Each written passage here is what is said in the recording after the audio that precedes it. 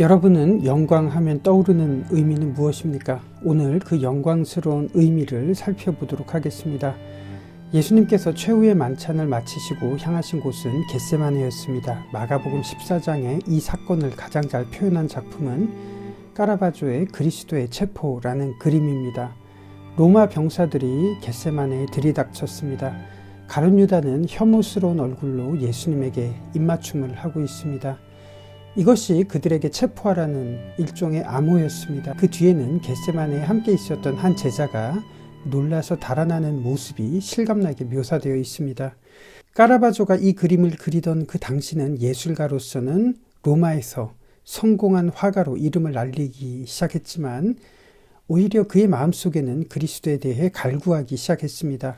로마에서 성공했던 이후에 오히려 그리스도에 대해서 깊이 묵상했던 그림들이 많아졌기 때문입니다. 그래서 그리스도의 체포라는 그림에서 까라바조는 자신의 얼굴을 이 그림 속에 이렇게 넣었습니다.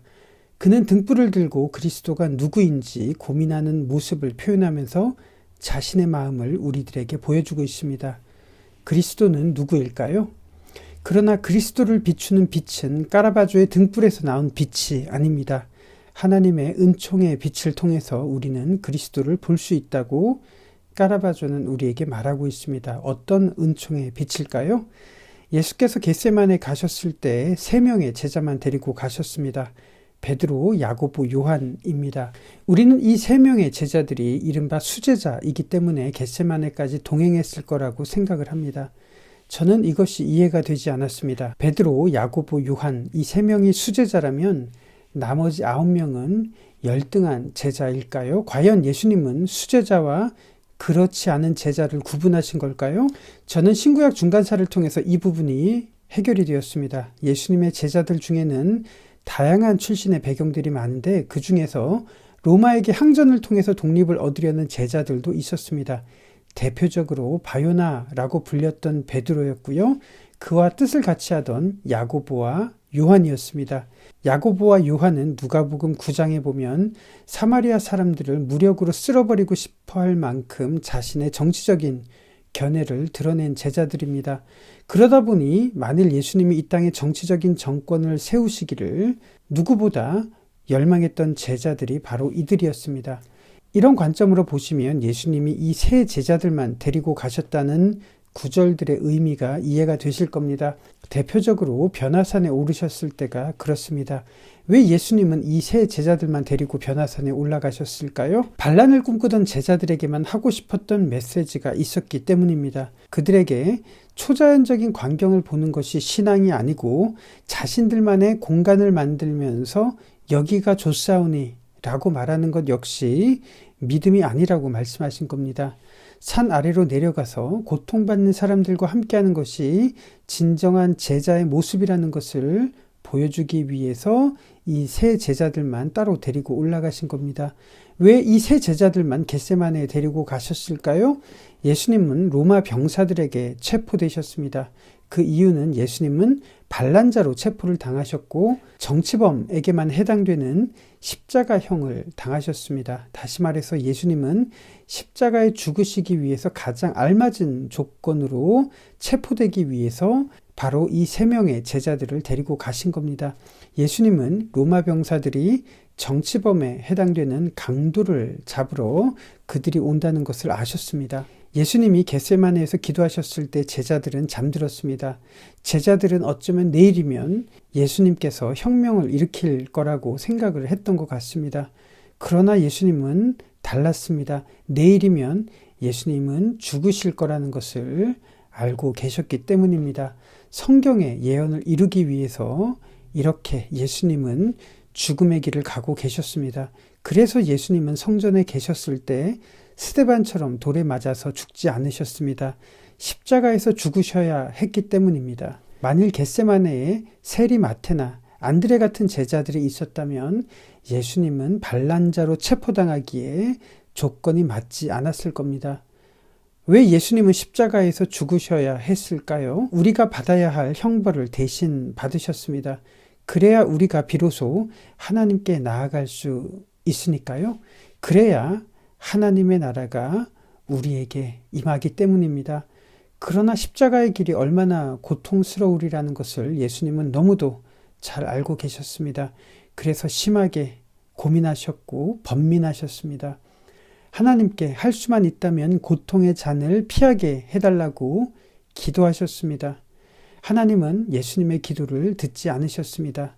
예수님의 기도에 하나님이 응답하셨다면 우리는 지금 하나님의 은혜 바깥에 있을 겁니다. 하나님은 혁명을 기대했던 새 제자들의 기도도 듣지 않으셨습니다. 만일 그들의 기도에 응답하셨다면 그들은 당대에 제2의 마카비 왕조를 경험했을지는 모르겠지만 우리는 하나님의 나라와는 무관한 인생이 되었을 겁니다. 예수님이 제자들에게 원하셨던 것은 우리의 뜻이 아니라 우리를 하나님의 뜻에 맞추도록 우리의 삶을 내어드리는 것이었습니다. 그것을 참된 기도라고 말씀하셨습니다. 하나님이 우리에게 원하시는 것에 무관심한 것을 마비라고 말합니다. 우리는 영적으로 마비된 채 우리가 하나님에게 원하는 것에만 관심이 있는 것 같습니다. 우리의 기도대로 응답받는 것, 내 뜻을 이루는 것 말이죠. 그래서 교회에서 기도 제목을 나누기도 하고 그 기도 제목이 이루어진 것을 기뻐하면서 간증을 하기도 합니다. 혹시 이렇게 이루어진 기도가 겟세마네에서 하셨던 예수님의 기도이거나 혁명을 기대했던 제자들의 기도라고 생각해 본 적은 없으신가요? 예수님과 제자들이 했던 기도가 그대로 이루어졌다면 그들은 기뻐했을지는 모르겠지만 그것은 하나님의 뜻이 아니었습니다. 그래서 예수님은 시험에 들지 않게 깨어 기도하라고 하신 겁니다. 이것을 우리 시대의 다른 표현으로 바꾼다면 마비에서 벗어나라는 의미일 겁니다. 우리의 뜻을 하나님에게 관철시키는 것이 중요할까요? 하나님의 뜻에 우리를 굴복시키는 것이 중요할까요? 비록 지금 우리의 기도가 응답되거나 즉각적인 결과로 나타나지 않더라도 실망하지 말아야 하는 이유는 그것이 진정한 영광이기 때문입니다. 왜냐하면 하나님은 그분의 뜻대로 우리를 이끌어 가시기 때문입니다. 가룟 유다가 예수님을 팔려고 작정했을 때 예수님은 영광을 받으셨고 하나님도 예수님으로 인해서 영광을 받으셨다고 요한복음에서 말하고 있습니다. 하나님의 뜻에 굴복하는 것이 바로 영광입니다. 그래서 우리는 지금 우리의 상황과 우리의 모습이 어떠하든지 하나님의 영광 속에 있는 겁니다. 이것이 영광의 영광스러운 의미인 겁니다. 까라바조의 그림에 하나님의 영광의 빛은 예수님과 가룟 유다를 향해 동시에 비추고 있습니다. 음흉한 가룟 유다의 얼굴도 비추고 있습니다. 그를 향해서 참으시는 예수님의 얼굴과 손도 이렇게 비추고 있습니다. 같은 해 그린 의심하는 도마라는 그림을 보면 특이한 점이 있습니다. 까라바조는 로마 최고의 화가라는 명성을 얻었고 그의 그림이 로마의 교회에 걸리던 시기였습니다. 사실주의 화가였던 까라바조는 그림을 그릴 때 모델을 사용했습니다. 그가 가룟 유다를 그리기 위해서 썼던 이 모델은 같은 해 의심하는 도마라는 그림에도 등장합니다. 바로 도마의 역할을 이 모델이 감당하고 있었습니다. 이 두 그림은 1602년에 그렸습니다. 까라바조는 우리에게 이것을 말하는 것 같습니다. 우리는 누구든지 가룟 유다처럼 음흉한 마음으로 예수님을 대했고 우리의 뜻에만 관심이 있었던 이기적인 존재입니다. 돈 몇 푼 때문에 예수님에 대한 믿음을 저버리기도 했고 내가 원하는 것이라면 예수님은 얼마든지 희생되어도 아무 거리낌 없는 사람이었습니다. 그런 우리를 위해서 예수님은 참으시고 또 참으셨습니다. 그런 우리를 위해 예수님은 그토록 피하고 싶었던 십자가의 길을 가셔야 했습니다. 그것이 하나님의 뜻이고 하나님의 영광이었기 때문입니다.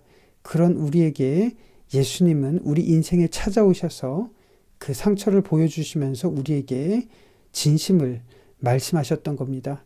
이제 우리가 그분에게 할 수 있는 것은 내 뜻이 아니라 하나님의 뜻을 구하는 영광입니다. 바로 마비에서 벗어나는 것입니다. 마비하면 떠오르는 작가가 바로 아일랜드의 제임스 조이스입니다. 제임스 조이스가 아일랜드 사람들의 마비를 깨트리기 위해서 썼던 작품이 더블린 사람들입니다. 제임스 조이스는 1882년에 태어나서 1941년에 세상을 떠났습니다. 그의 조국 아일랜드는 수백 년간 영국의 식민지로 고통을 겪었습니다. 그가 죽은 지 50년이 지나고 아일랜드의 국민소득이 마침내 영국을 앞질렀습니다. 바로 1990년대 아일랜드를 이끌었던 메리 로빈슨 대통령이 이렇게 연설을 했습니다. 우리를 위선과 마비에서 해방시키려는 예술가의 노력이 없었다면 이런 발전의 가능성은 상상하지도 못했을 겁니다. 50년 전에 죽었던 작가를 통해 아일랜드 국민들은 마비에서 벗어나기 시작했던 겁니다. 제임스 조이스는 더블린 사람들을 쓰면서 이렇게 말했습니다. 더블린은 수천 년 동안 유럽의 수도 가운데 하나였고 대영 제국의 제2의 도시였고 베네치아보다는 거의 3배나 큰 도시다. 그럼에도 불구하고 여태까지 어떤 예술가도 이것을 세상에 제시한 적이 없었다는 것은 이상한 일이다. 이 말은 어쩌면 우리나라에도 적용이 될 겁니다. 우리나라는 동방의 예루살렘이라고 자부하고 세계에서 가장 큰 교회들을 보유하고 있으며 어느 나라보다 강력한 크리스텐덤을 보유한 나라지만 그럼에도 불구하고 세상에 제시하지 못하고 있는 점은 이상한 일입니다. 어쩌면 우리 속에 자리 잡은 마비 때문이 아닐까요? 더블린 사람들 전체를 관통하는 주제가 바로 마비입니다. 성직자는 물론 어린아이, 어른들 할 것 없이 사람들의 발목을 잡는 것을 제임스 조이스는 마비라고 보았습니다. 더블린 사람들 가장 첫 작품은 육체의 마비로 죽은 한 성직자 이야기가 나옵니다. 이 성직자는 영적인 민감함을 잃어버렸고 무기력하게 마비된 채 세상을 떠납니다. 주인공은 이 마비된 성직자를 생각하며 이렇게 되뇌이죠. 나는 창문을 응시하면서 마비라는 말을 나직하게 중얼거려 보았다. 그럴 때마다 그 말은 언제나 내 귀에는 유클리드 기하학에 나오는 단어나 교리문답서에 나오는 용어처럼 생소하게만 들렸다. 그러던 것이 이제는 나에게 그 말이 어떤 나쁜 짓을 일삼는 죄받을 존재의 이름처럼 들리기 시작했다. 어쩌면 깨어 기도하라고 외치는 그리고 하나님의 뜻에 굴복하라는 예수님의 말씀이 우리의 귀에 생소하게 들린다면 우리는 지금 마비되어 가는지도 모르겠습니다. 제임스 조이스는 은총이라는 제목에서 이렇게 우리에게 말하고 있습니다. 오늘 연결 채플은 제임스 조이스의 더블린 사람들 중에서 은총의 마지막 부분을 연결하도록 하겠습니다. 예수 그리스도는 무서운 스승이 아닙니다. 그분은 우리의 잘못을 이해하시고 타락한 우리의 본성의 약점을 알고 계십니다. 왜냐하면 이 세상의 온갖 유혹을 아시기 때문입니다. 우리는 우리가 모르는 사이에 유혹에 빠진 적이 있을지도 모르며 실제로 우리 모두 때때로 유혹에 빠졌습니다. 다시 말해 우리에게 허물이 있을지도 모르며 실제로 우리는 허물이 있는 존재입니다. 그러나 딱 한 가지만 부탁할 것이 있습니다. 하나님께 솔직하고 당당하셔야 합니다. 하나님 앞에 우리의 장부가 부합된다면 하나님께 이렇게 말씀하십시오. 하나님, 저는 제 장부를 확인해 보았습니다. 아무런 이상이 없습니다. 우리가 하나님의 뜻에 합당할 때 그렇게 말씀하시면 됩니다. 그러나 만에 하나 그 장부에서 무슨 착오가 발견된다면 그 사실을 인정하고 솔직하고 당당하게 이렇게 말씀하셔야 합니다. 하나님, 저는 제 장부를 살펴보았습니다. 저는 여기가 틀리고 저기가 틀리다는 것을 발견했습니다. 그렇지만 저는 하나님의 은총으로 여기와 여기를 당장 수정하겠습니다. 저는 제 장부를 바로잡겠습니다.